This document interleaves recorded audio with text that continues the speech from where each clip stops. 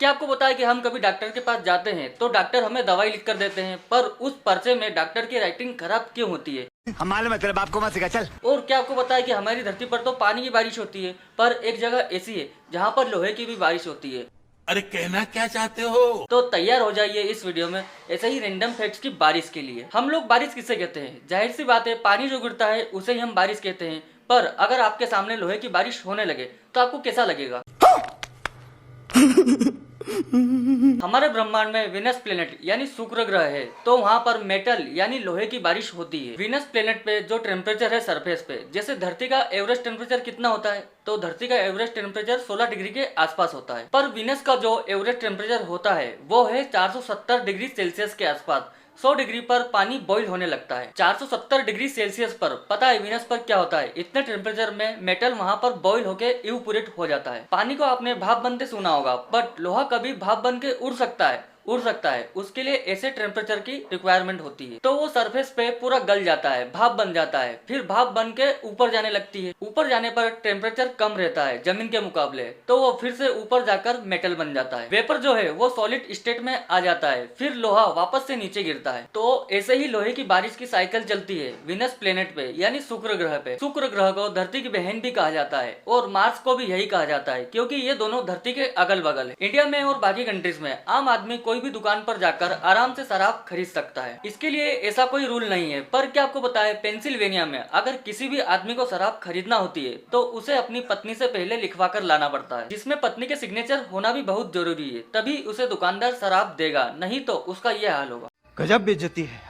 साल 2019 में प्रयागराज में जो कुंभ मेला हुआ था, तो एक रिपोर्ट के अनुसार साल 2019 के कुंभ मेले में आपको जानकर हैरानी होगी कि 10,000 बेरोजगार युवा साधु बन गए थे। मेरे को वहां पर दवाई लेना पड़ेगा। और इन युवाओं में ज्यादातर लोग इंजीनियर और अच्छे खासे पढ़े लिखे ग्रेजुएट थे। प्राचीन पर्शियन साम्राज्य में जब कोई फैसला लेना होता था, तब लोग उस फैसले के बारे में बैठकर आपस में बातचीत करते थे, जिस तरह गाँव में पंचायत बैठती है कोई फैसला लेने के लिए, या फिर किसी दोषी को सजा या न्याय सुनाने के लिए दो पार्टी के लोग आपस में बैठते हैं। तो उसी तरह पर्शियन साम्राज्य के लोग क्या करते थे, जब उन्हें कोई फैसला लेना होता था तो लोग आपस में बातचीत करने के बाद दोबारा से एक बार नशे में होकर बातचीत करते थे। और अगर दोनों समय, एक तो नशे से पहले और दूसरा नशे के बाद वाला फैसला अगर सेम रहता था और उन्हें सही लगता था, तभी उस फैसले को लिया जाता था। दारू नहीं रे बाबा, दवाई है। हवाई जहाज मतलब एरोप्लेन, आपको तो पता ही होगा कि आजकल के हवाई जहाजों में कितनी सुविधा होती है और वो कितने लग्जरी होते हैं। सभी प्रकार की सुविधाएं इनमें मौजूद होती है, खाने पीने से लेकर तो जाने तक हर चीज मिल जाएगी आपको। लेकिन 1930 के दशक में हवाई जहाजों में ये सब सुविधाएं नहीं होती थी। उस समय के हवाई जहाजों में सीट भी कंफर्टेबल नहीं होती थी। ये देखिए उस समय के हवाई जहाज का नजारा, ऐसा लग रहा है जैसे हम किसी पुरानी खटारा बस को देख रहे हैं।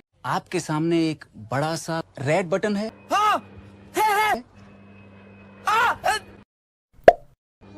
ये है नेपाल के रहने वाले देशंत अधिकारी। और देशंत में खास बात क्या है, वो है इनकी पूंछ। जी हाँ, इनकी पीठ पर ठीक उसी तरह पूंछ उगी हुई है जैसे हम हनुमान जी को देखते हैं। इनको ये पूंछ जन्म से ही उगी हुई है, और इनके आसपास के लोग इन्हें हनुमान जी का अवतार बताते हैं। और इनकी पीठ पर ये पूंछ 100% रियल है, और देशंत ने भी इस पूंछ को कटवाने से मना कर दिया है। तो ये नेचर है फ्रेंड्स, यहाँ सब कुछ पॉसिबल है। एयरफोर्स में जो हेलमेट होता है, इस वीडियो को देखो, इसमें जो ये विमान चला रहा है, इसमें इन्होंने एक हेलमेट पहन रखा है। तो इस हेलमेट का प्राइस कितना होगा? मतलब आप उस प्लेन पर तो ध्यान देते हो, बट इस हेलमेट पर कभी ध्यान नहीं देते हो। अगर इसकी प्राइस की बात करें तो वो कितनी होगी?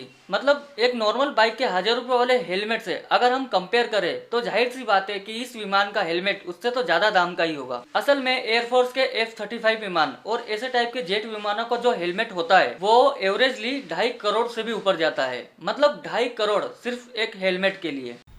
मजा आया, और मैं ये जो मजा है हिंदुस्तान के हर व्यक्ति को देना चाहता हूँ। सैमसंग जो कंपनी है, ये मोबाइल फोन की कंपनी। आजकल तो सभी को पता है कि ये स्मार्टफोन और इलेक्ट्रिक आइटम बनाती है। पर क्या आपको पता है कि ये जो सैमसंग कंपनी है, ये पहले साल 1938 के समय में जब बेंग चिल नामक एक शख्स ने इस कंपनी को फाउंड किया डेगू सिटी कोरिया में, तब उस टाइम ये कंपनी नूडल्स बनाती थी। रुको जरा, सबर करो, बोला धक्का बुक्की नहीं करने का, आराम से लेने from noodles to smartphone, deep history of Samsung. मतलब यही फैक्ट है कि ये कंपनी पहले नूडल्स भी बनाती थी, पर सक्सेस, सफलता, प्रॉफिट, पैसा और कंपनी का नाम इन्हें तभी मिला जब ये इलेक्ट्रॉनिक के सेक्टर में आए। एक औरत जो एफिल टावर है ना, फ्रांस का एफिल टावर, इस पर चढ़ गई और इसका चढ़ने का मकसद था सुसाइड करना। ये आत्महत्या करना चाहती थी। तो क्या हुआ कि ये उस टावर से कूदी, पर ये एक कार पर लैंड की। मतलब इत्तेफाक के चलते फिर कार ओनर ने उस लड़की को मनाया और अपने घर ले गया उसकी मनोस्थिति को ठीक करने के लिए। और स्टोरी ये हुई कि उस कार ओनर ने उस लड़की के साथ शादी कर ली। आप इस आर्टिकल में देख सकते हो। That's very amazing love story. Doctors की हैंडराइटिंग खराब क्यों होती है? सबसे पहली बात तो सारे डॉक्टर की हैंडराइटिंग खराब नहीं होती है। ऑलमोस्ट 1 से 2% डॉक्टर्स की हैंडराइटिंग सही होती है। तो डॉक्टर बनने के पहले जब वो लड़के होते हैं तब उन्हें बहुत सारे एग्जाम को क्लियर करना होता है और बहुत पढ़ाई करना होती है और लिखना भी बहुत पड़ता है। इतना पढ़ने लिखने के बाद वो डॉक्टर्स बन पाते हैं और इसलिए वो इतना लिखते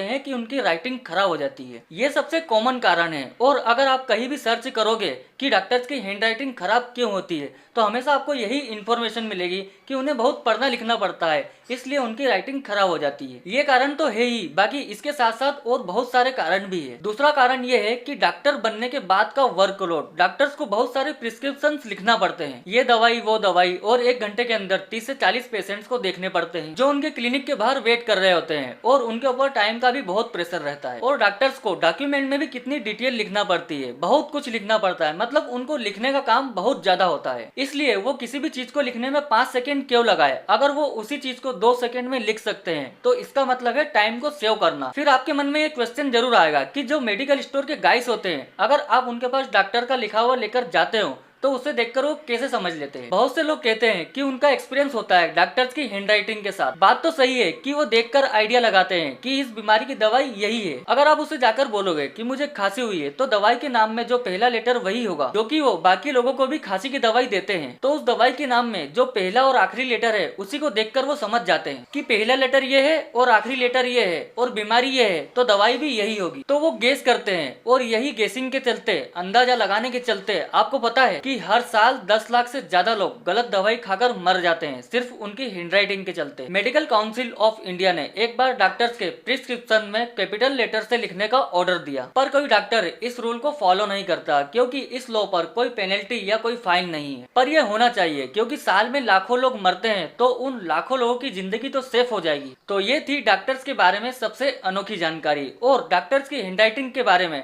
आपकी क्या राय है हमें कमेंट करके जरूर बताएं। और अगर आपको वीडियो पसंद आया हो तो ज्यादा से ज्यादा लाइक एंड शेयर जरूर करें और ऐसे ही रोचक वीडियो देखने के लिए चैनल को सब्सक्राइब करके बेल आइकन ऑल पर क्लिक करें। तो मिलते हैं गाइस किसी नए टॉपिक के साथ अगले वीडियो में। खत्म। Bye bye, tata, goodbye, गया।